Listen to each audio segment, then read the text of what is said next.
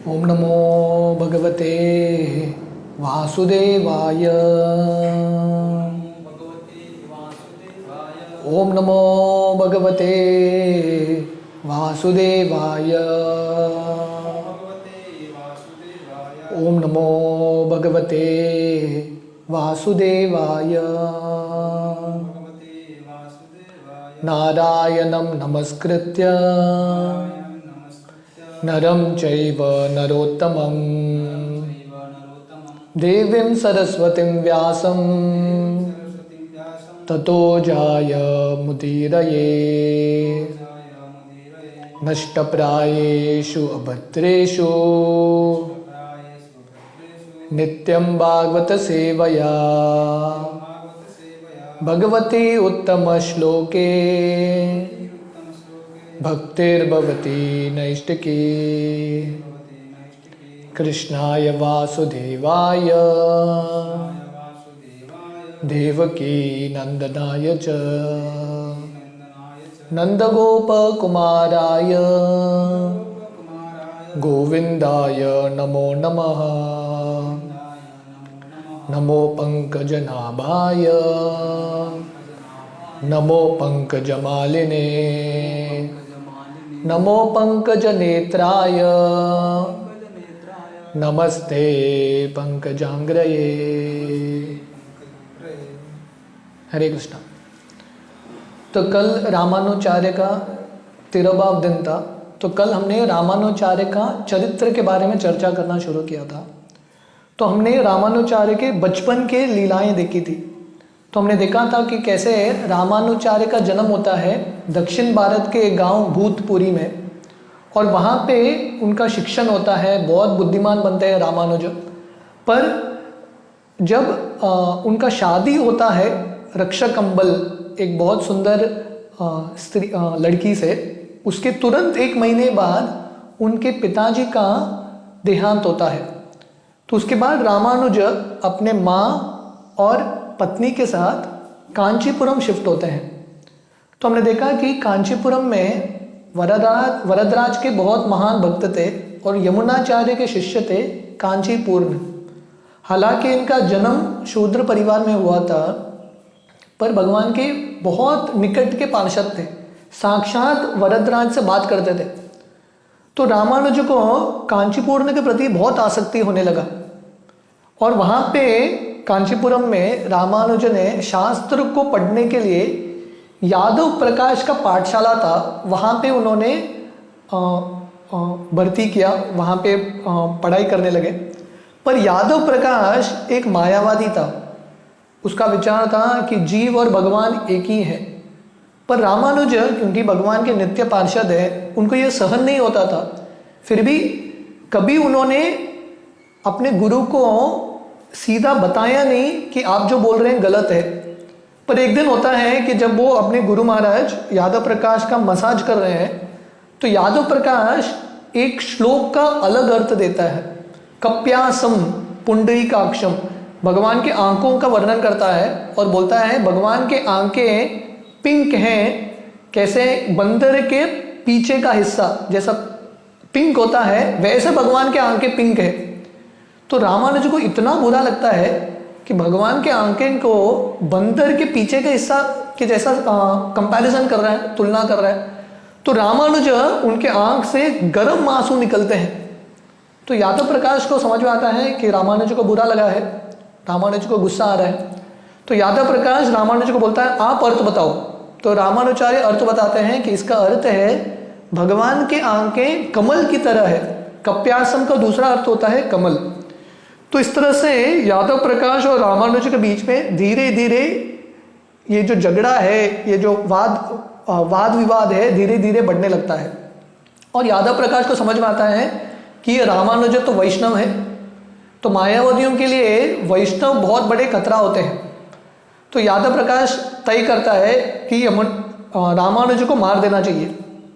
तो एक यात्रा जाते हैं गंगा की ओर, उत्तर भारत, और रामानुज को लेके जाते हैं। और प्लान था कि जब विंध्या पर्वत के पास पहुंचेंगे, यादव प्रकाश अपने शिष्यों के साथ रामानुज को मार देगा। पर रामानुज के एक भाई थे जिनका नाम था गोविंद। तो गोविंद ये सुन लेता है यादव प्रकाश के ये प्लान को और रामानुज को बताता है, और रामानुज भाग जाते हैं रातों रात। अकेले जंगल में भाग रहे हैं, कहाँ पे जाना कुछ पता नहीं। तो ऐसे भागते भागते जब दक्षिण भारत की ओर आ रहे हैं, उनको एक शिकारी और उनकी पत्नी मिलती है। और ये शिकारी और उनकी पत्नी रामानुज को पूछते हैं, अरे तुम तो ब्राह्मण पुत्र हो, ये जंगल में क्या कर रहे हो? रामानुज बोलते हैं, मेरा मार्ग भटक गया हूँ, तो मुझे कांचीपुरम जाना है, दक्षिण भारत। तो ये शिकारी और उनकी पत्नी बोलती है, हम भी कांचीपुरम जा रहे हैं। तो रामानुज को आश्चर्य होता है कि जंगल में पहले तो कोई मिलना ही असंभव है, और वो भी ऐसे व्यक्ति मिले हैं जो कांचीपुरम जा रहे हैं। तो भगवान को बहुत धन्यवाद देते हैं और इनके साथ चलते आते हैं कांचीपुरम की ओर। एक जगह पे पहुंचते हैं जहाँ पे ये जो स्त्री है, जो शिकारी की जो पत्नी है, उनको प्यास लगता है, और पास में एक कुआं था। रामानुज जाते हैं, एक बार पानी लेके आते हैं, दूसरे बार लाते हैं, तीसरे बार लाते हैं। जब चौथे बार पानी लेके आ रहे हैं ये माता जी को पानी पिलाने के लिए, शिकारी भी गायब और ये स्त्री भी गायब, शिकारी की पत्नी भी गायब। और रामानुज सोच रहे हैं कहाँ चले गए, और सडनली देखते हैं कि रामानुज कांचीपुरम पहुंच गए। और रामानुज को उस समय समझ में आता है कि ये स्वयं लक्ष्मी नारायण थे, रामानुज को बचाने के लिए आए थे शिकारी के रूप में। तो रामानुज इतने भाव में आ जाते हैं, इतने सुंदर श्लोकों का वर्णन करते हैं, कुंती महारानी की प्रार्थना को स्मरण करते हैं और इस तरह से अपना दिन बिताते हैं। तो फिर से यादव प्रकाश जब गंगा यात्रा करके आता है, यादव प्रकाश को पता नहीं कि रामानुज जिंदा है, उसको लगा रामानुज मर गया। जब आते हैं वो देखते हैं कि रामानुज जिंदा है, तो ऐसा नाटक करते हैं कि वो बहुत खुश है, बहुत आनंद में है, और रामानुज को बोलते हैं फिर से मेरे स्कूल में आ जाओ, पाठशाला में। तो रामानुज फिर से जाते हैं, फिर से 2-3 बार वाद विवाद होता है यादव प्रकाश से। तो एक बार ये कहानी आती है, कांचीपुरम के एक राजा थे कोलटुंग। ये कोलटुंग की बेटी थी राजपुत्री, इस पे भूत सवार हुआ था, ब्रह्म राक्षस। तो क्या करे, ब्रह्म राक्षस आ गया। तो यादव प्रकाश बहुत प्रसिद्ध था ये राक्षसों को भगाने में, उसको तंत्र विद्या भी आता था। तो राजा ने यादव प्रकाश को बुलाया, पर ये ब्राह्मण राक्षस बोला, यादव प्रकाश तुम्हारे पास शक्ति नहीं है, मेरा शक्ति तुमसे कहीं ज्यादा श्रेष्ठ है। अगर मुझे ये लड़की के शरीर से निकलना है, एक ही तरीका है, आपके शिष्य रामानुज को लेके आओ। जब रामानुज का चरण कमल मेरे सर पे आएगा तब मैं छोड़ के निकल जाऊंगा। तो यादव प्रकाश के पास ऑप्शन नहीं, वो रामानुज को बुला के लाता है, और रामानुज अपने गुरु का आज्ञा लेते हुए अपने दोनों पैर ये जो राजपुत्री है उनके सर के ऊपर रखते हैं, और तुरंत ये भूत निकल जाता है। तो ये ब्रह्म राक्षस को भी पता था रामानुज का स्तर है। तो इस तरह से रामानुज का जो यश है और फैलने लगता है। इसी बीच रामानुज ने उपनिषद का एक मंत्र है, उस पर उन्होंने टीका लिखा था, पूरे दक्षिण भारत में प्रसिद्ध हो गया। तो ऐसे धीरे धीरे यादव प्रकाश और रामानुज के बीच में वाद विवाद होने लगता है। उसी समय और एक घटना घटती है, यमुनाचार्य जो श्री संप्रदाय के सबसे प्रमुख आचार्य थे, वो आते हैं कांचीपुरम वरदराज का दर्शन लेने के लिए अपने शिष्यों के साथ। पर वो देखते हैं कि रामानुज यादव प्रकाश के साथ चल रहा है, और यादव प्रकाश अपना जो हाथ है रामानुज के कंधे पर रख के चल रहे हैं। तो यमुनाचार्य भगवान से प्रार्थना करते हैं कि हे भगवान, रामानुज को इससे छुटकारा मिलने दो, यादव प्रकाश से छुटकारा मिलने दो। तो वैष्णवों का यही इच्छा रहता है कि जो जीव हैं उनको बंधन से मुक्ति मिले। तो जैसे भौतिक बंधन, इंद्रिय भोग के प्रति जो बंधन है, आसक्ति है, वो बहुत खतरनाक है, उससे ज्यादा डेंजरस है मायावादियों का संग। इसलिए यमुनाचार्य प्रार्थना करते हैं, और यमुनाचार्य के प्रार्थना की शक्ति से रामानुज यादव प्रकाश की पाठशाला को छोड़ के निकल जाते हैं। और अभी रामानुज अकेले हैं घर में, स्वयं शास्त्र पढ़ रहे हैं। तो वो कांचीपुरम के वहां जाते हैं और बोलते हैं, हे कांचीपुरम, आप मुझे शिष्य के रूप में स्वीकार करो। कांचीपुरम बोलते हैं, नहीं, मैं तो शूद्र हूं, तुम तो ब्राह्मण हो, मैं कैसे स्वीकार करूं। पर बोलते हैं, मैं आपको एक सेवा देता हूं, आप रोज वरदराज के लिए बाल्टी में पानी लेके आई है भगवान का अभिषेक करने के लिए। तो रामानुज रोज जाके पानी लेके आते थे। तो इतने पढ़े लिखे थे रामानुज, इतने महान दार्शनिक थे, इतने बुद्धिमान थे, फिर भी नम्र सेवा। कृष्ण गीता में यही बताते हैं, तद्विद्धि प्रणिपातेन परिप्रश्नेन सेवया उपदेक्षन्ति ते ज्ञानम ज्ञानिनस् तत्वदर्शिना। तो शिष्य का कर्तव्य मतलब गुरु के आज्ञा का पालन करना, जितना भी नम्र सेवा है वो करना। तो रामानुज बहुत प्रसन्नता से कांचीपुरम का सेवा कर रहे हैं, भगवान के लिए पानी लेके आ रहे हैं। तो इसी बीच श्रीरंगम में यमुनाचार्य का उम्र होता गया। यमुनाचार्य काफी बूढ़े हो गए और अभी ऑलमोस्ट अंतिम दिन पे आ गए। तो उनके सब शिष्य जाके यमुनाचार्य को बोलते हैं, हे गुरुवर आप चले जाएंगे तो हमारा क्या होगा, हमारा देखभाल कौन करेगा। शोक करने लगते हैं। तो यमुनाचार्य बोलते हैं, आप क्यों शोक कर रहे हो, आप सब लोग तो बुद्धिमान हो, शास्त्र पढ़ा है। भगवान शास्त्र में बोलते हैं ये तो शरीर नश्वर है, इसको कोई बचा नहीं सकता।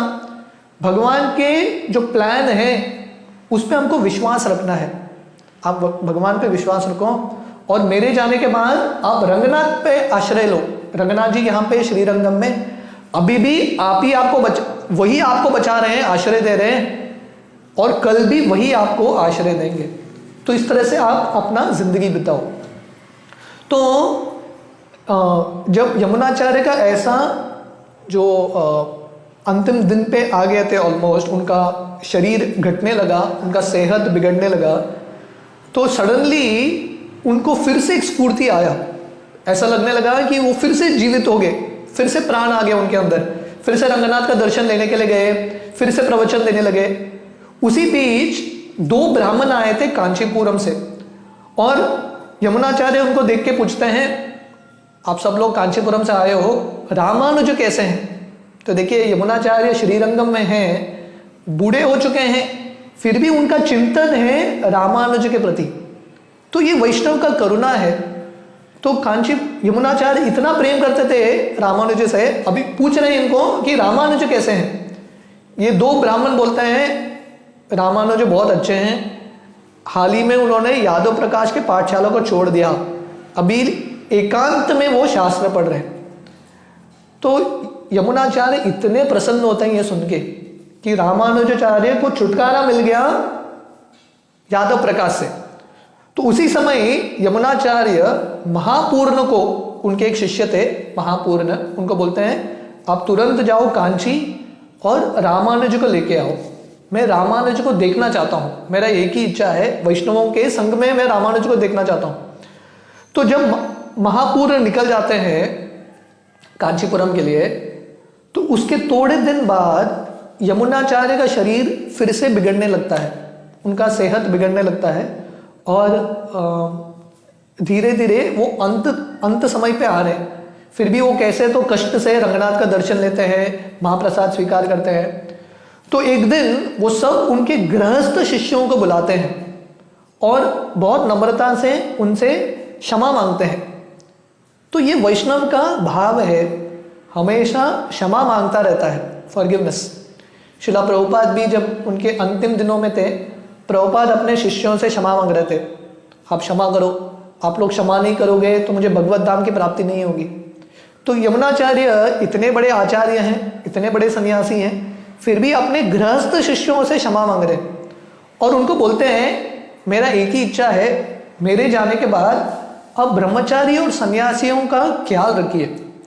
तो गृहस्थों का कर्तव्य है ब्रह्मचारी आश्रम और सन्यासी आश्रम, जो सन्यास आश्रम है, उनका पालन पोषण करना। जैसे बच्चे का देखभाल होता है वैसा उनका देखभाल होना चाहिए। फाइनली उनको बोलते हैं मेरा आपसे आज्ञा है, विनती है कि आप रोज सुबह जल्दी उठिए, रंगनाथ का दर्शन कीजिए, रंगनाथ को अर्पण किया हुआ जो फूल है उसका सुगंध लीजिए, भगवान नारायण पे आपका चित्त फिक्स कीजिए और इस तरह से गुरु के आज्ञा का पालन कीजिए। तो ऐसे करते करते यमुनाचार्य कमलासन, लोटस पोजीशन में बैठ जाते हैं और सब भक्त भगवान के गुणगान कर रहे हैं, नारायण के नाम का गुणगान कर रहे हैं और बहुत सुंदर वाद्य बज रहा है। तो ऐसे ही भाव में भगवान के बारे में सोचते हुए उनके आँख से आंसू आता है, सात्विक का भाव, प्रेम के अश्रु निकलते हैं, और यही भाव में यमुनाचार्य अपना शरीर त्यागते हैं। तो हम पिछले 2-3 दिन में देख रहे हैं कि कैसे भीष्मदेव अपना शरीर त्यागते हैं। मध्वाचार्य का 2 दिन पहले तिरोभाव था। मध्वाचार्य उडुपी में अनंतेश्वर मंदिर में तैत्रेय उपनिषद के ऊपर प्रवचन देते हुए अपना शरीर छोड़ देते हैं, बद्रीनाथ चले जाते हैं। तो वैसे ही यहाँ पे यमुनाचार्य भगवान का गुणगान करते हुए भक्तों के संग में अपना शरीर त्याग करते हैं। तो तुरंत कीर्तन बंद होता है और सब लोग इतना विलाप करते हैं। तो जब भक्त ये शरीर छोड़ के जाते हैं, भक्तों को आनंद भी होता है कि भगवत नाम चले गए, और दुख भी होता है। ये सबसे बड़ा दुख है जब वैष्णवों का संग हमको प्राप्त नहीं होता। This is the biggest misery. जे अनिलो प्रेम धन, जो वैष्णवों की तिरुभाव में हम ये गीत गाते हैं, तो वहाँ पे वर्णन आता है कि वैष्णव के विरह में जो भक्त हैं इतना दुखी होते हैं, उनको लगता है कि हमारा जिंदगी का कुछ लाभ ही नहीं है। तो फिर भी कैसे तो कंट्रोल करके यमुनाचार्य का समाधि का तैयारी होता है। कावेरी नदी में जाते हैं, यमुनाचार्य के शरीर का स्नान कराते हैं, और अभी तैयारी हो रहा है समाधि का। तो इसी बीच महापूर्ण कांचीपुरम पहुंचते हैं, क्योंकि थोड़े दिन पहले यमुनाचार्य ने महापूर्ण को क्या बोला था कि आप रामानुज को लेके आओ। तो महापूर्ण कांचीपुरम पहुंचते हैं 4 दिन बाद। उस समय जाना पड़ता, मतलब चल के जाना पड़ता था। 4 दिन चलते चलते कांचीपुरम पहुंचते हैं, और कांचीपुरम पहुंच के वरदराज का दर्शन लेते हैं। और वरदराज का दर्शन लेके जब बाहर आ रहे हैं, कांचीपूर्ण से मिलते हैं। कांचीपूर्ण उनके गुरु भाई हैं, वो भी यमुनाचार्य के शिष्य हैं। तो महापूर्ण और कांचीपूर्ण पूरा रात बिताते हैं भगवान के बारे में गुणगान करते हुए। मच्चित्त मद्गत प्राण बोधयंत परस्परम कथयंतश्च माम नित्यम तुष्टंति च रमंति च। तो ये भक्तों का जिंदगी है। जब 2 भक्त साथ में आते हैं तो कृष्ण कथा करते हैं, रात भर कृष्ण कथा कर रहे हैं। अगला दिन सुबह जो कांचीपूर्ण है, महापूर्ण को बोलते हैं मुझे वरदराज का सेवा करना है, वो निकल जाते हैं। उसी समय रामानुज आते हैं उनका रोज का सेवा करने के लिए। उनका रोज का सेवा क्या था? भगवान के लिए पानी लेके आना। तो कांचीपुरम बोलते हैं यही है रामानुज, आप उनको जाके बताओ आपको क्या बताना है। उस समय महापूर्ण रामानुज को देख के इतने प्रसन्न होते हैं, इतना तेजस्वी लड़का, राइट, उनके अंदर कुछ भी दोष नहीं, इतना शुद्धता उनके शरीर से और उनके चेहरे से चमक रहा था। उस समय महापूर्ण स्पॉन्टेनियसली यमुनाचार्य के प्रार्थना थी स्तोत्र रत्न, इसका गुणगान करते हैं, ये श्लोक को दोहराने लगते हैं। तो रामानुज जब इतना मधुर आवाज में ये श्लोक सुन रहे हैं भगवान का गुणगान, रामानुज महापूर्ण के पास जाके पूछते हैं, हे प्रभु, ये श्लोकों की रचना किसने की? इतना सुंदर गुणगान भगवान का। आज सुबह सुबह आपका आवाज मैंने सुना, मेरा जो चित्त है इतना प्रफुल्लित हो रहा है। तो समय महापूर्ण बोलते हैं ये जो श्लोक है यमुनाचार्य ने रचना की। तो रामानुज जब यमुनाचार्य का नाम सुनते हैं वो और प्रसन्न होते हैं, पर पूछते हैं कि यमुनाचार्य जो आलबंदार है, मैंने सुना था उनका अभी सेहत बिगड़ गया है, उनका तबीयत ठीक नहीं है, अभी कैसे हैं? महापूर्ण बोलते हैं ठीक है, पर कुछ बोल नहीं सकते।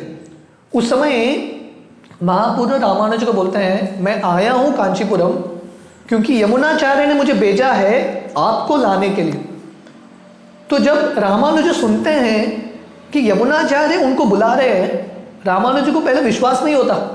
यमुनाचार्य इतने बड़े आचार्य हैं, रामानुज करके कोई व्यक्ति है ये भी पता है, ये आश्चर्य की बात है।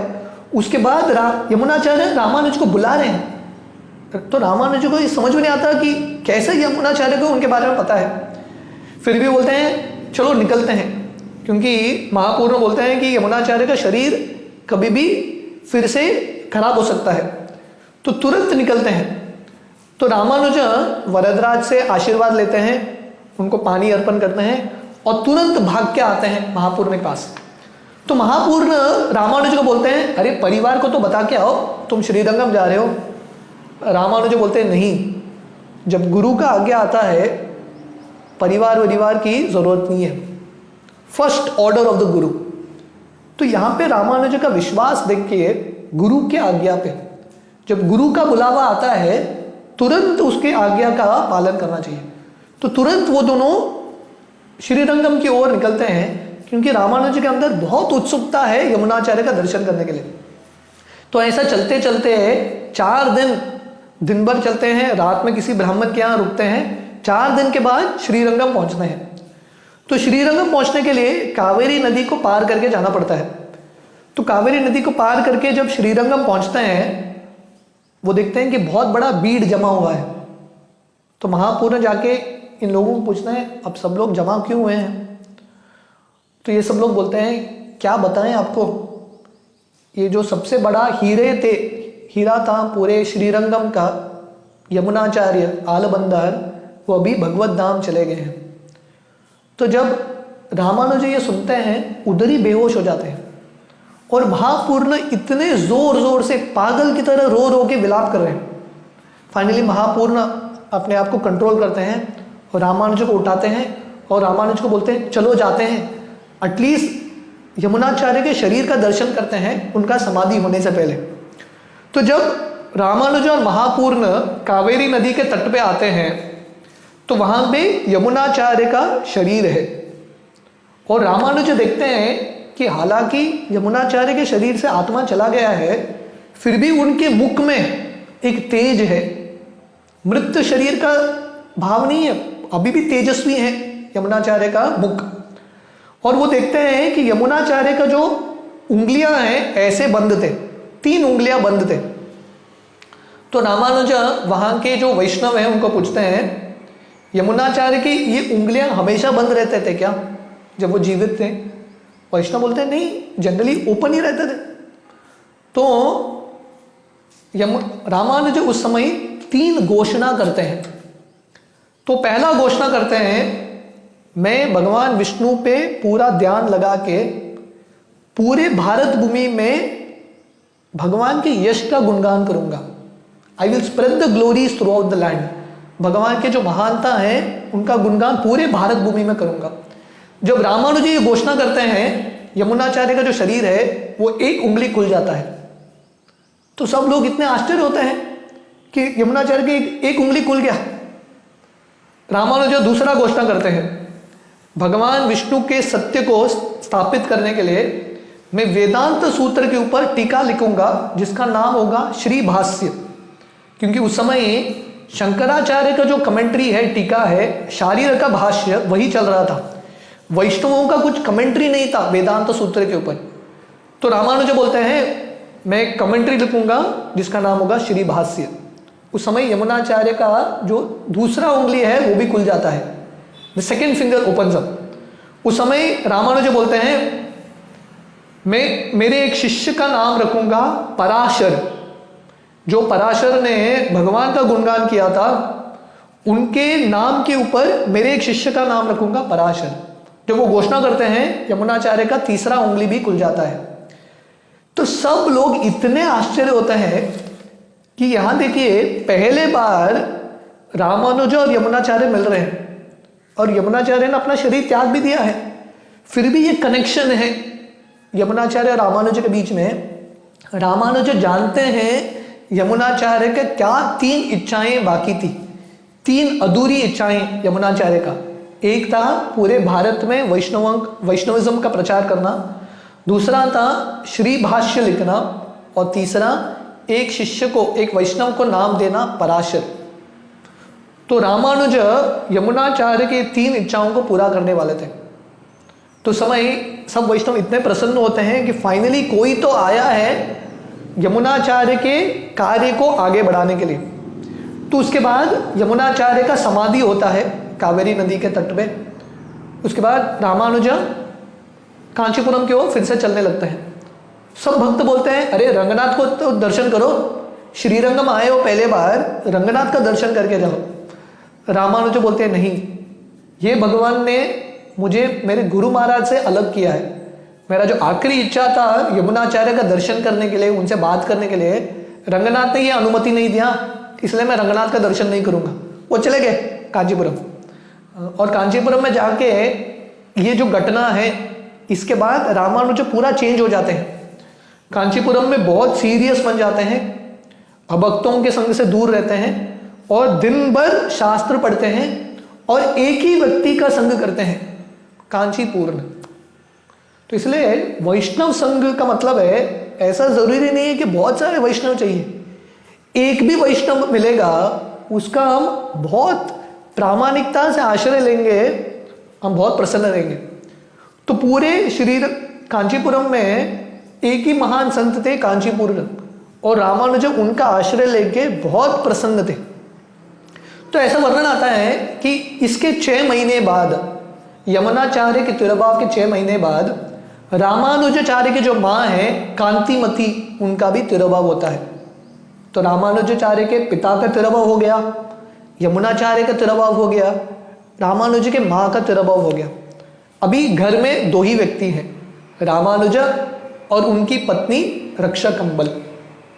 तो रामानुज की जो पत्नी है रक्षाकंबल बहुत सुंदर थी, जो साफ सफाई बहुत सही से कर रही थी, ब्राह्मण के जो लक्षण है उसके अंदर था, पर उसको भगवान पे, भगवान की भक्ति पे ज्यादा विश्वास नहीं था।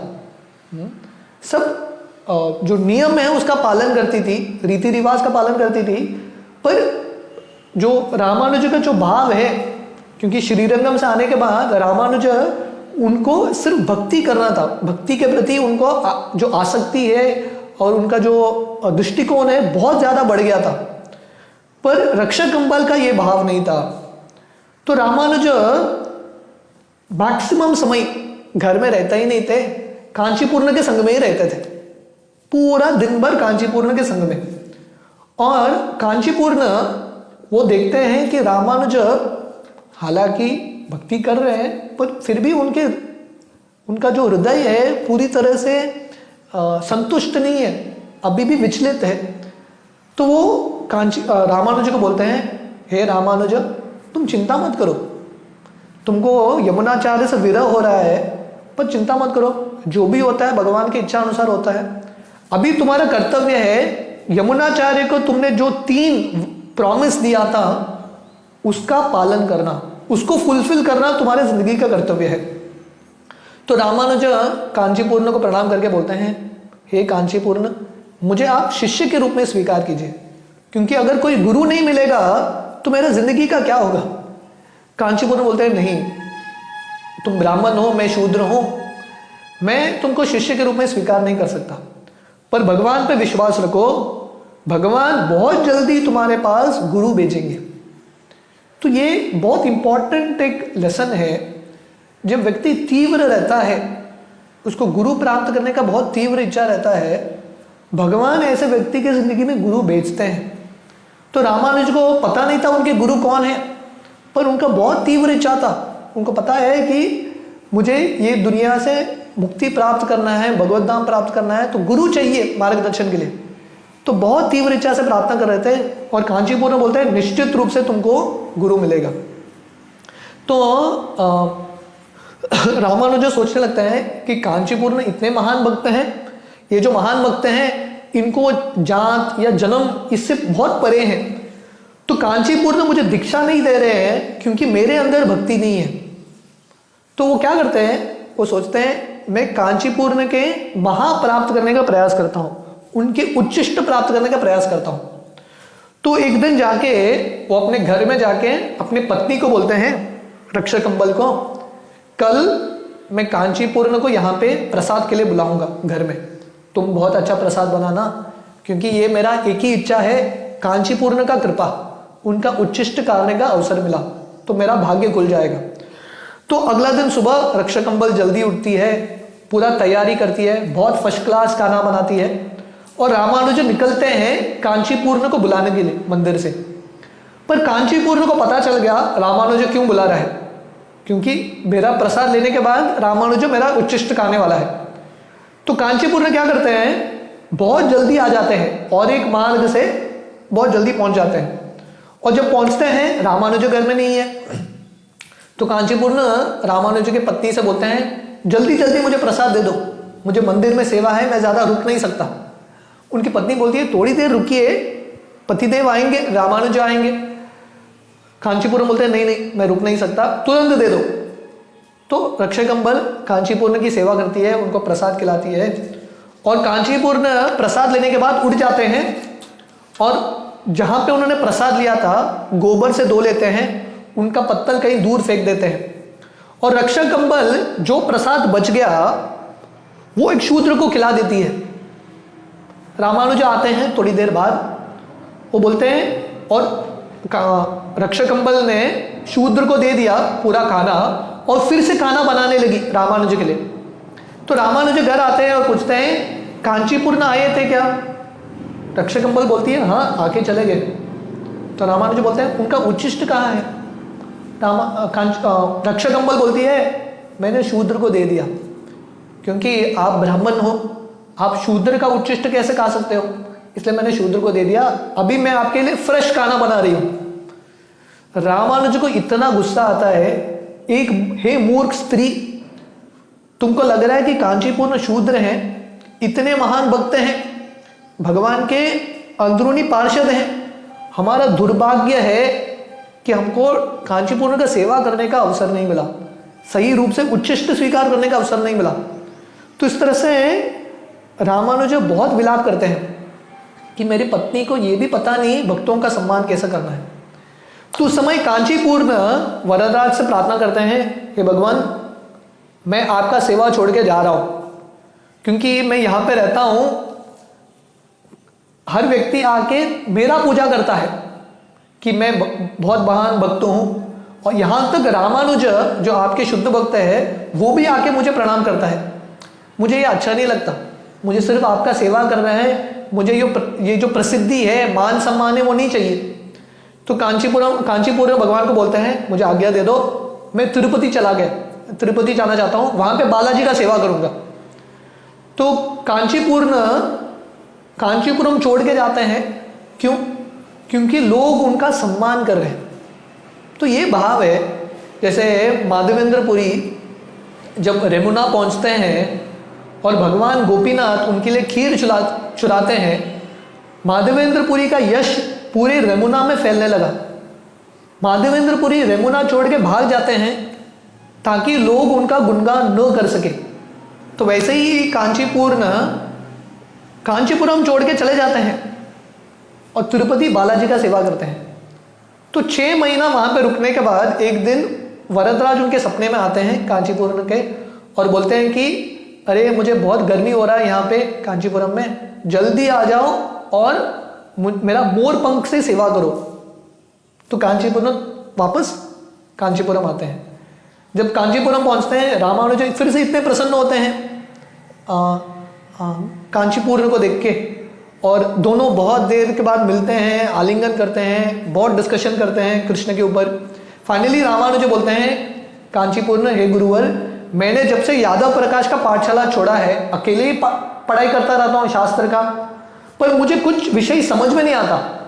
आप वरदराज को जाके पूछेंगे क्या मेरा डाउट्स के बारे में, मेरे प्रश्नों के उत्तर आप वरदराज को जाके पूछेंगे क्या? तो कांचीपुरम बोलते हैं ठीक है, मैं वरदराज को पूछूंगा। तो वरदराज से बात करके अगला दिन कांचीपुरम रामानुज को बोलते हैं वरदराज ने आपके लिए 6 चीज बताया है, 6 सत्य। तो ये श्री संप्रदाय में ये 6 जो तत्व हैं बहुत महत्वपूर्ण तत्व हैं। तो ये 4 श्लोक है जो स्वयं वरदराज बताते हैं कांचीपुरम को रामानुज को बताने के लिए। तो ये 4 श्लोक इस प्रकार है। अहम एव परम ब्रह्म जगत कारण कारणम क्षेत्रज्ञो सवोर्भेद सिद्ध एव महात्मते मोक्षपायो न्यास एव ज्ञानम मुक्तिम इच्छताम मद्भक्तानां ज्ञानम च नान्तिम अस्मृति इष्यते देहावसाने भक्तानां ददामि परमं पदम पूर्णाचार्यं महात्मानं समाश्रयं गुणाश्रयम् इति रामानुजाचार्य मयोक्तम वद सत्वरम।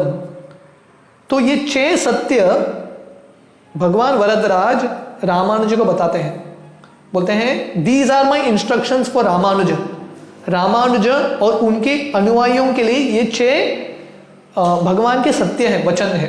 पहला सत्य, I am the supreme Brahman, the cause of material nature, from which the universe has come into being.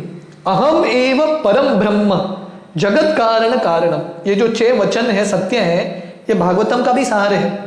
हम कल हरिनाम चिंतामणि में भक्तिविनोद ठाकुर दशमूल तत्व बताते हैं, वेद के 10 प्रमुख तत्व, और यही चीज, यही सेम सिद्धांत है वहां पे भी। पहला सिद्धांत, पहला तत्व है अहम एव परम ब्रह्म। वरदराज क्या बोल रहे हैं?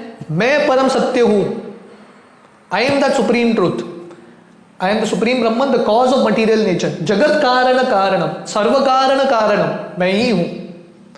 दूसरा, the separate existence of the jiva souls and the supreme lord is an eternal truth. क्षेत्रज्ञ शवोर भेद सिद्ध एव महात्मते। जीव और भगवान दोनों अभिन्न है, जीव कभी भगवान नहीं हो सकता। तीसरा तत्व, surrendering to the lotus feet of the Lord is the only true path for those who desire liberation. मोक्षा पायो न्यास एव ज्ञान मुक्तिम इच्छताम। किसी को मुक्ति चाहिए तो एक ही तरीका है, ओनली वन वे। वो क्या है? भगवान का आश्रय लेना, भगवान के चरण कमल का आश्रय लेना। वही चीज है, सर्वधर्मान परित्यज्य माम एकम शरणम व्रज। सेम चीज जो भगवान गीता भागवत में बोल रहे हैं, वही सिद्धांत है यहां पे वरदराज बता रहे हैं। मेरा आश्रय लेके ही किसी को मुक्ति मिलेगा। चौथा तत्व, devotees will be liberated even by chance they fail to remember me at the time of death. ये इतना सुंदर है।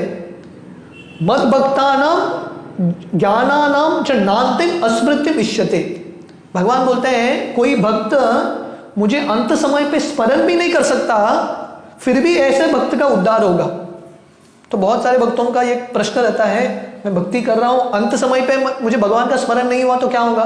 यहां पे वरदराज बता रहे हैं, चिंता मत करो, अंत समय पे आप भगवान का स्मरण भी नहीं कर पाओगे, जिंदगी भर भक्ति करोगे, भगवान उद्धार करेंगे, भगवान आएंगे हमारे स्मरण में। पांचवा तत्व, as soon as the devotees give up their present bodies, I bring them to the supreme abode. देहा वसाने भक्ता नाम ददामी परमम पदम। वरदराज बोल रहे हैं जो भक्त हैं शरीर त्यागने के बाद ददामी, मैं उनको भगवत धाम देता हूं, मैं उनको भगवत धाम लेके जाऊंगा, ये मेरा विश्वास है, दिस इज माई वाउ, ये मेरा वचन है। And then the sixth thing, छठा चीज रामानुज को बोलते हैं पूर्णाचर्यम महात्मानम समाश्रय गुणाश्रयम। आप तुरंत जाके महापूर्ण का आश्रय लो, वो आपके गुरु बनेंगे। तो देखिए रामानुज का क्या इच्छा था, उनको गुरु चाहिए थे, तो वरदराज सीधा बताते हैं उनको कि आप महापूर्ण से दीक्षा स्वीकार करो। तो रामानुज जब ये सुनते हैं पागल की तरह नृत्य करने लगते हैं, एक्सटेसी भाव में आके नृत्य कर रहे हैं। भगवान ने ये 6 चीज बताए हैं उनको साक्षात कांचीपुर्ण के माध्यम से। रामानुज ने कांचीपुर्ण को ये बताया नहीं, उनके 6 प्रश्न क्या थे भगवान को पता चल गया, और भगवान ने वही 6 प्रश्न के उत्तर दिए। रामानुज इतने भाव में आ गए, तुरंत वरदराज से प्रार्थना करके, कांचीपुर्ण से प्रार्थना करके भाग के जाते हैं श्रीरंगम महापूर्ण से दीक्षा लेने के लिए।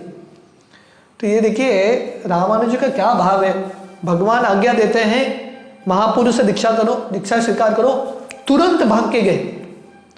जब भगवान का आज्ञा आता है उसका पालन तुरंत करना चाहिए, पोस्टपोन नहीं करते। प्रभुपाद, ये गीता का श्लोक है, व्यवसायत्मिका बुद्धि एकेह कुरुनंदना। भक्तों को एक दृष्टि, एक विचार से भगवान की सेवा करनी चाहिए। तो प्रॉपर वो तात्पर्य में गीता के विश्वनाथ चक्रवर्ती ठाकुर को कोट करते हैं। इसका अर्थ क्या है? To make the order of a guru as your life and soul. गुरु के आज्ञा का पालन करना, क्योंकि रामानुज को इतना तीव्र इच्छा है, इतना अर्जेंसी है, मुझे गुरु स्वीकार करना है। जब उनको पता चलता है कि मुझे महापूर्ण गुरु के रूप में मिलेंगे, तुरंत भाग के जाते हैं श्रीरंगम। और अभी श्रीरंगम में क्या घटना हो रहा है? श्रीरंगम में यमुनाचार्य चले गए, सबसे महान आचार्य चले गए। उसके बाद यमुनाचार्य जाने से पहले पूरा जो आश्रम का देखभाल, उसका रिस्पॉन्सिबिलिटी तिरुवरंग को देते हैं। उनके एक शिष्य थे तिरुवरंग। तो यमुनाचार्य बोलते हैं ये अगले आचार्य बनेंगे। तिरुवरंग बहुत महान भक्त थे, बहुत सुंदर तरीके से विग्रहों का सेवा कर रहे थे, पर यमुनाचार्य की तरह प्रवचन नहीं दे पाए। तो यमुनाचार्य के जाने के बाद कोई प्रवचन देने के लिए कोई नहीं था। वो जो भाव था श्रीरंगम में वो अभी रहा नहीं। तो एक बार 1 साल बाद, यमुनाचार्य के जाने के 1 साल बाद, तिरुवरंग सब वैष्णवों को बुलाते हैं और बोलते हैं कि देखिए 1 साल हो गया, यमुनाचार्य चले गए, हम कैसे तो अभी भक्ति कर रहे हैं, पर अभी श्रीरंगम पहले जैसा नहीं रहा, क्योंकि अभी कोई आचार्य नहीं है। यमुनाचार्य ने मुझे बोला है श्रीरंगम का देखभाल करने के लिए, पर मेरे पास योग्यता नहीं है, I don't have the potency. पर मुझे पता है कौन कर सकता है। अगर आपको याद है, जब रामानुज आए थे, रामानुज ने 3 वचन दिया था, क्योंकि रामानुज यमुनाचार्य के भाव को जानते हैं और रामानुज ही हमको लीड कर सकते हैं। तो सब वैष्णव इतने प्रसन्न होते हैं। तो यहाँ पे देखिए तिरुवरंग, उनका ये भाव है स्वाभाविक नम्रता। हालांकि यमुनाचार्य ने उनको बोला है कि आप आचार्य बनो, पर तिरुवरंग को लग रहा है कि मेरे पास योग्यता नहीं है। और उनसे जो जूनियर है, रामानुज यमुनाचार्य के शिष्यों के बहुत जूनियर है, यमुनाचार्य के शिष्य नहीं है, फिर भी यमुनाचार्य के शिष्यों का इच्छा है कि रामानुज को आचार्य बनाना चाहिए। तो सब लोग तैयार होते हैं, यस रामानुज को लाएंगे। तो सब लोग डिसाइड करते हैं कि महापूर्ण जाएंगे, रामानुज को दीक्षा देंगे और श्रीरंगम लेके आएंगे। और तिरुवरंग ये भी बोलते हैं महापूर्ण को कि रामानुज तुरंत उनको श्रीरंगम आने का इच्छा नहीं है, तो ठीक है आप 1 साल रुको उधर, रामानुज को भक्ति शास्त्र के बारे में बताओ, ज्ञान दो, और उसके बाद उनको श्रीरंगम लेके आओ। तो श्रीरंगम से महापूर्ण और उनकी पत्नी कांचीपुरम के लिए आ रहे हैं, और कांचीपुरम से रामानुज भाग के महापूर्ण से मिलने के लिए श्रीरंगम आते हैं। और दोनों बीच में एक गांव है मधुरांतकम, वो गांव में एक विष्णु का मंदिर है, वहां पे मिल जाते हैं अकस्मात। तो महापूर्ण बैठे हैं वो मंदिर में, एक तालाब, एक जो कुंड है उसके साइड में बैठे हैं, और सडनली अकस्मात रामानुज आते हैं और महापूर्ण को दंडवत करते हैं और बोलते हैं महापूर्ण मुझे दीक्षा दीजिए। तो महापूर्ण सोच रहे हैं ये देखो भगवान का क्या प्लान है, मैं श्रीरंगम से आया हूँ रामानुज से मिलने के लिए, उनको दीक्षा देने के लिए, रामानुज कांचीपुरम से आ गए और यहाँ पे हम मिल गए। तो वहाँ पे महापूर्ण बोलते हैं निश्चित रूप से ये भगवान का प्लान है, नहीं तो कैसे होगा, हम सब माध्यम हैं। तो महापूर्ण बोलते हैं रामानुज को चलो हम कांचीपुरम जाते हैं, मैं भी कांचीपुरम आ रहा हूँ, वहाँ पे जाके वरदराज के सामने मैं आपको दीक्षा दूंगा। रामानुज बोलते हैं नहीं, आप मुझे दीक्षा यहीं दे दो, क्योंकि हम श्रीरंग कांचीपुरम तक पहुंचेंगे, उसी बीच मृत्यु आ गया और मुझे दीक्षा नहीं मिला तो मुझे कुछ हो, मेरा जो गंतव्य है वो सही नहीं होगा, आप यहीं पे मुझे दीक्षा दे दो। क्योंकि हम देखते हैं कि जब रामानुज और महापूर्ण यमुनाचार्य से मिलने के लिए गए थे, रामानुज का बहुत तीव्र इच्छा था यमुनाचार्य के दर्शन प्राप्त करने के लिए, पर उसके पहले यमुनाचार्य चले गए, इसलिए रामानुज अभी चांस नहीं लेना चाहते थे, दीक्षा अभी दे दो। तो ये शिष्य का भाव होता है, अर्जेंसी, ये जो तीव्रता है, स्पिरिचुअल लाइफ, ये जो आध्यात्मिक मार्ग है, गुरु स्वीकार करना अनिवार्य है, बहुत इंपॉर्टेंट है, इसको हम पोस्टपोन नहीं कर सकते। तो वहीं पे मधुरांतकम में वो जो तालाब है पुकुर के पास, महापूर्ण बैठ के रामानुज को दीक्षा देते हैं, एक बकुल का वृक्ष था उसके नीचे दीक्षा देते हैं। तो श्री संप्रदाय में दीक्षा देना मतलब मुद्र डालते हैं दोनों हाथ में, शंख चक्र, वो उसको गर्म करके चिन्ह लगाते हैं, दीक्षा देते हैं, और रामानुज के कान में वैष्णव मंत्र बोलते हैं। और उसके बाद दीक्षा के बाद रामानुज महापूर्ण और उनकी पत्नी के साथ कांचीपुरम आते हैं, और कांचीपुरम आके महापूर्ण रामानुज की पत्नी को भी दीक्षा देते हैं, रक्षक कंबल को। और वहां पे रामानुज के सानिध्य में, रामानुज के घर में ही महापूर्ण रहते हैं। तो आधा घर रामानुज और उनकी पत्नी रहती है, और रामानुज का आधा घर महापूर्ण और उनकी पत्नी रहती है। तो इस तरह से 6 महीने बीत गए। रामानुज बहुत आनंद से महापूर्ण के पास सब शास्त्र पढ़ रहे हैं। नालायर दिव्य प्रबंधम, जो 4000 श्लोक हैं अलग अलग आलवारों के, दक्षिण भारत के, वो सब श्लोक पढ़ते हैं 6 महीना। तो इसी बीच एक घटना होती है। रक्षाकंबल जो रामानुज की पत्नी है और महापूर्ण की पत्नी है, घर में एक कुआं है, वो कुएं से पानी ले रहे हैं। तो क्या हो जाता है, महापूर्ण की पत्नी का जो बाल्टी है उससे पानी थोड़ा रक्षाकंबल के बाल्टी में गिर जाता है। तो रामानुज की पत्नी को इतना गुस्सा आता है, वो बोलती है अंधी है क्या तुम देख नहीं सकते क्या कर रही है? तुम्हारा जात क्या है, हमारा जात क्या है? हम ऊंचे कुल के ब्राह्मण हैं। तुम्हारा अभी पानी मेरे बाल्टी में आ गया तो पूरा पानी ही चला गया। तुम मेरे गुरु के पत्नी हो, इसका यह मतलब नहीं तुम मेरे सर पे बैठ सकती हो। ऐसा बुरा बुरा शब्द बोलने लगती है। तो जब महापूर्ण की पत्नी ये सुनती है, वो महापूर्ण को जाके बोलती है, देखिए रामानुज की पत्नी ऐसा बोल रही है। तो महापूर्ण बोलते हैं ठीक है, चिंता मत करो, भगवान का इच्छा है, जो भी होता है भगवान की इच्छा के अनुसार होता है। शायद भगवान हमको यहाँ रहने को नहीं बोल रहे, भगवान बोल रहे हैं कि वापस श्रीरंगम आ जाओ, रंगनाथ हमारा सेवा स्वीकार करना चाहते हैं। तो बिना रामानुज को बोले महापूर्ण और उनकी पत्नी कांचीपुरम छोड़ के निकल जाते हैं। और जब निकलते हैं, रामानुज एक्चुअली गए हैं महापूर्ण के लिए कुछ फल लाने के लिए, कपड़े लाने के लिए, वस्त्र लाने के लिए गए हैं बहुत प्रेम से मार्केट से। जब वो घर पहुंचते हैं, वो देखते हैं महापूर्ण भी नहीं है और उनकी पत्नी भी नहीं है। तो रामानुज जाके उनकी पत्नी को पूछते हैं, रक्षाकंबल क्या हो गया, क्यों चले गए? रक्षाकंबल बोलती है क्या करूं, छोटा सा झगड़ा हो गया उनके पत्नी के साथ, पर उनको इतना गुस्सा, चले गए। ये कैसा गुरु है? वैष्णव मतलब उसको गुस्सा नहीं आना चाहिए, आपके गुरु को गुस्सा भी आ रहा है, ये कौन सा वैष्णव है? तो रामानुज जब ये सुनते हैं, उनको इतना गुस्सा आता है, बोलते हैं ये स्त्री तुम क्या बोल रही हो, ऐसे महान संत के प्रति अपराध। तो रामानुज बिना कुछ बोले घर छोड़ के जाते हैं और वरदराज के पास जाके जो फूल फल कपड़े लाए थे महापूर्ण के लिए, वरदराज को अर्पण करते हैं। तो उसी दिन थोड़े समय बाद एक भूखा ब्राह्मण आता है रामानुज के घर में, और रामानुज तो चले गए मंदिर। रामानुज की पत्नी है, उनको बोलते हैं मैं बहुत भूखा हूँ, थोड़ा मुझे भिक्षा दे दो, थोड़ा चावल दे दो। रामानुज की पत्नी का मूड ऑफ है क्योंकि पति के साथ झगड़ा हुआ है। वो बोलती है निकल जाओ, हमारा ही घर मिला क्या, निकल जा। तो ये ब्राह्मण को निकाल देती है। तो ये ब्राह्मण को बहुत बुरा लगता है। तो ऐसा चलते चलते वो वरदराज मंदिर में आता है और वहाँ पे रामानुज मिलते हैं। तो रामानुज ब्राह्मण को देख के बोलते हैं अरे क्या हो गया, तुमको किसी ने कुछ बुरा शब्द बोला है क्या? तुमको देख के ऐसा लग रहा है कि तुमने बहुत दिन से खाया नहीं।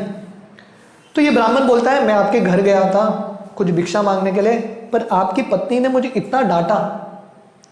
तो रामानुज को बहुत बुरा लगता है। पहले तो उनकी पत्नी ने महापूर्ण के प्रति अपराध किया, अभी ये ब्राह्मण के प्रति अपराध किया।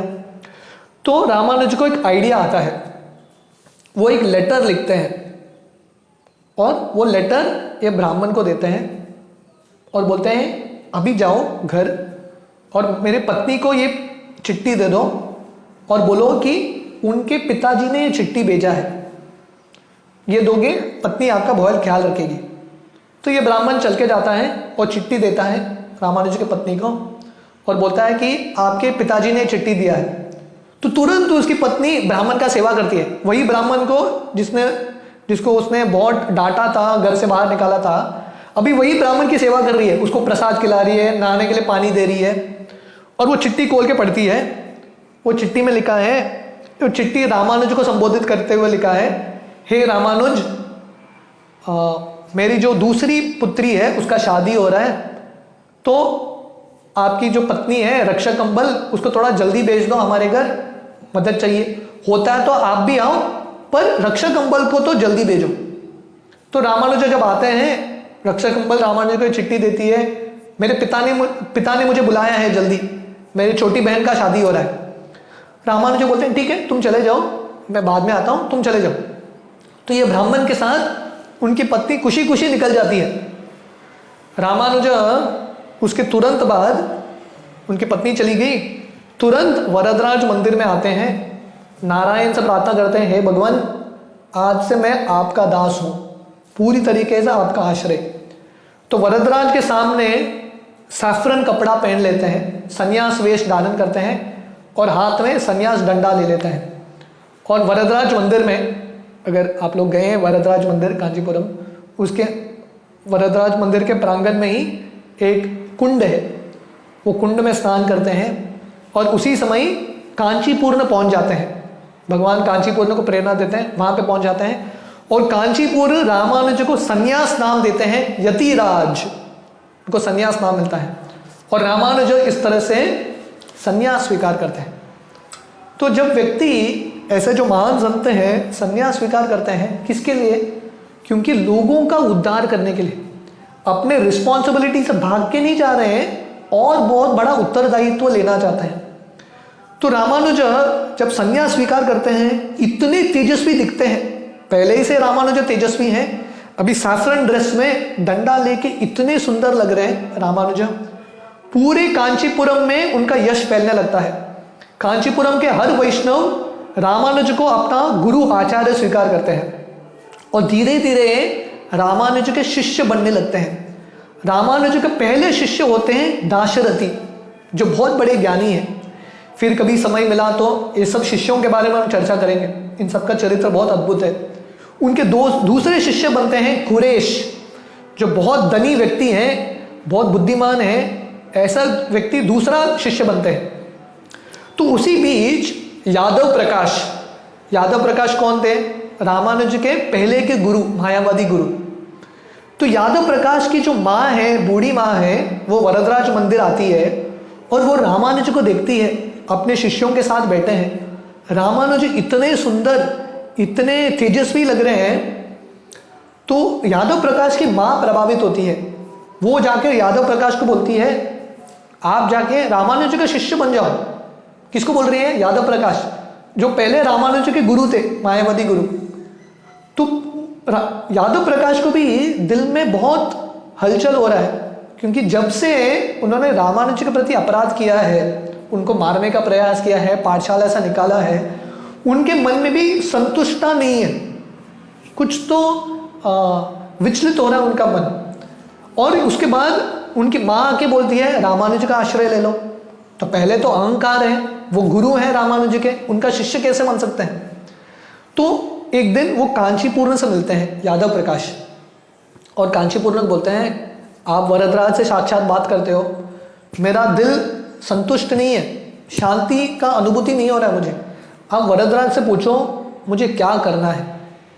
तो कांचीपुरम बोलते हैं, ठीक है, आज रात को मैं वरदराज से पूछूंगा, कल सुबह मैं आपको बताऊंगा वरदराज क्या बोल रहे हैं। अगला दिन सुबह जब कांचीपुरम यादव प्रकाश से मिलते हैं, वो रामानुज का गुणगान करने लगता है कि रामानुज इतने महान संत हैं, आपको उनका शिष्य बनना चाहिए। तो उसी रात यादव प्रकाश सो रहे हैं, उनको नींद ही नहीं आ रहा है, कई घंटे बीत गए, नींद ही नहीं, और जब वो धीरे धीरे सो रहे हैं, उनको एक सपना आता है और सपने में एक बहुत प्रकाशमय व्यक्ति आता है और वो भी यादव प्रकाश को बोलता है, यतिराज का शिष्य बन जाओ। तो यादव प्रकाश जब उठ जाते हैं, अगला दिन दोपहर को रामानुज से मिलने के लिए आते हैं। रामानुज इस समय आश्रम में बैठे हैं और अपने शिष्यों के साथ बात कर रहे हैं, प्रवचन दे रहे हैं, और रामानुज इतना सुंदर लग रहे हैं और इतना शुद्धता उनके अंदर। तो रामानुज नेचुरली वेरी रिस्पेक्टफुल है। यादव प्रकाश मायावादी है, फिर भी उनके गुरु थे। तो जब यादव प्रकाश आते हैं, रामानुज उनको उचित स्थान देते हैं, उनके प्रणाम करते हैं, और यादव प्रकाश रामानुज को पूछता है, आपके लक्षण से और आपके वेश से, आपके तिलक से समझ में आता है कि आप विष्णु के भक्त हैं, आपने भक्ति का मार्ग स्वीकार किया है। आप बताएंगे क्या, शास्त्र में कहाँ वर्णन है भक्ति के महिमा के बारे में? तो रामानुज बोलते हैं, इसका उत्तर कुरेश देगा। कुरेश कौन है? रामानुज के शिष्य। कुरेश बहुत बुद्धिमान है, सब शास्त्रों को जानता है, वो उत्तर देगा। तो कुरेश इतने सारे शास्त्र कोट करता है, वेद से, उपनिषद से, पुराण से, ये स्थापित करने के लिए कि कैसे भक्ति ही श्रेष्ठ मार्ग है। वेदों का सार भक्ति ही है।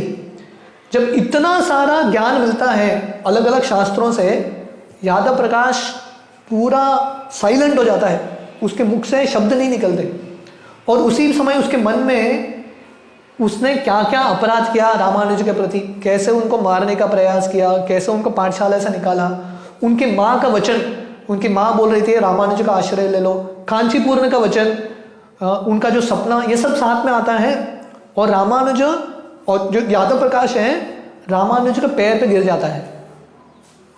जो रामानुज के गुरु हैं यादव प्रकाश, जो मायावादी हैं, रामानुज के पैर पे गिर जाता है और बोलते हैं कि मुझे आश्रय दे दो, मैंने बहुत बड़ा अपराध किया आपके प्रति, मुझे माफ़ करो और मुझे आश्रय दे दो, सिर्फ आपकी कृपा से मुझे मेरा उद्धार होगा।